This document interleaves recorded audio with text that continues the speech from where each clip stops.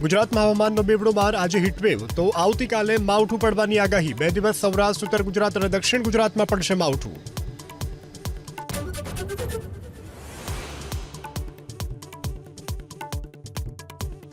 ગુજરાતમાં હાઈવે પર મુસાફરી થશે મોંઘી, આવતીકાલથી અનેક ટોલ પ્લાઝા પર 5 થી 40 રૂપિયાનો થશે વધારો।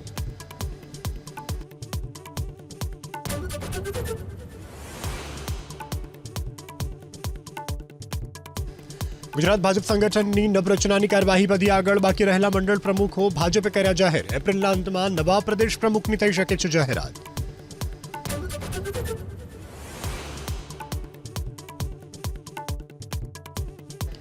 રાજકોટની આંબરડી ગામની જીવનશાળા હોસ્ટેલના ગૃહપતિની ધરપકડ, વિદ્યાર્થીઓને રૂમમાં બોલાવી ગંદી હરકત કરતો હોવાનો આરોપ।